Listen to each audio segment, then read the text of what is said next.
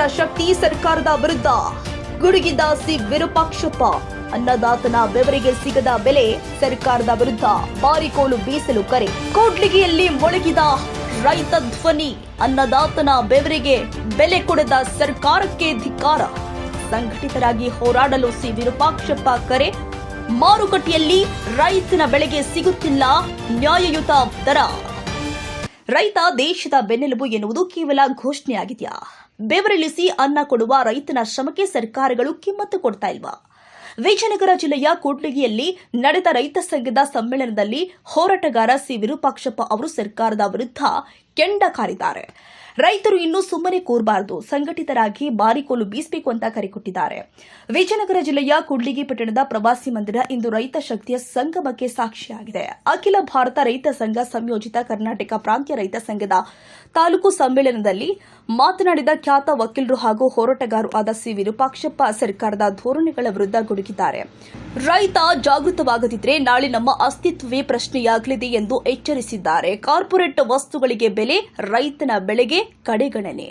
ವಿರೂಪಾಕ್ಷಪ್ಪ ಅವರು ಮಾತನಾಡುತ್ತಾ, ಸಣ್ಣ ತಣುಕು ಸರಕಿಗೂ ಬೆಲೆ ನಿಗದಿ ಮಾಡುವ ಸರ್ಕಾರ ಇಡೀ ನಾಡಿಗೆ ಅನ್ನ ಕೊಡುವ ರೈತ ಬೆಳೆದ ಬೆಲೆಗೆ ಮಾತ್ರ ಯೋಗ್ಯ ದರ ಕೊಡುತ್ತಾ ಇಲ್ಲ. ಇದು ಅತ್ಯಂತ ಶೋಚನೀಯ ಮತ್ತು ಖಂಡನೀಯ ಅಂತ ಕಿಡಿಕಾರಿದ್ರು.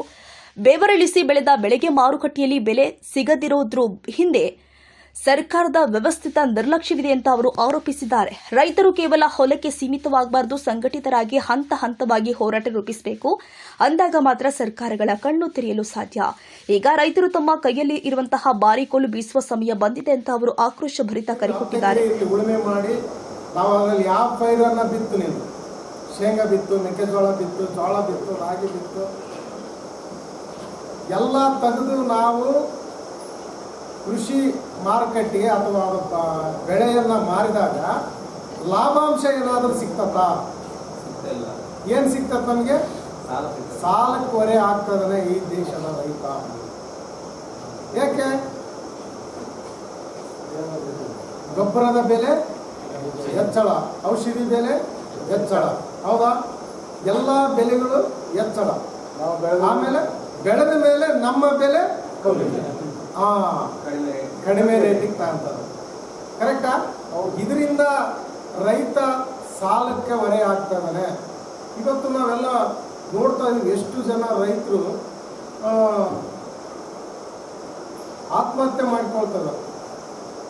ಇದಕ್ಕೇನೆ ನಾವು ಬೆಳೆದಿರ್ತಕ್ಕಂಥ ಬೆಳೆಗೆ ಸರಿಯಾದ ಬೆಂಬಲ ಬೆಲೆ ಸಿಗದೇ ಇದ್ದ ಕಾರಣ ಈ ಭೂಮಿನ ಯಾಕಪ್ಪ ನಾವು ಮಾಡಬೇಕು ಅನ್ನೋ ರೀತಿ ಗೋಸ್ಕೋಗಿ ಇವತ್ತು ಬೇರೆ ಬೇರೆ ರಂಗದಲ್ಲಿ ಕೆಲಸ ಮಾಡಿ ಜೀವನ ಮಾಡ್ತಕ್ಕಂಥ ಕೆಲಸಗಳನ್ನು ನಾವು ನೋಡ್ತೀವಿ. ಇವತ್ತು ಕಟ್ಟಡ ಕೆಲಸ ಮಾಡಕ್ಕೆ ಹೋಗ್ತೀವಿ, ಕೃಷಿಯನ್ನು ಬಿಟ್ಬಿಟ್ಟಿವಿ.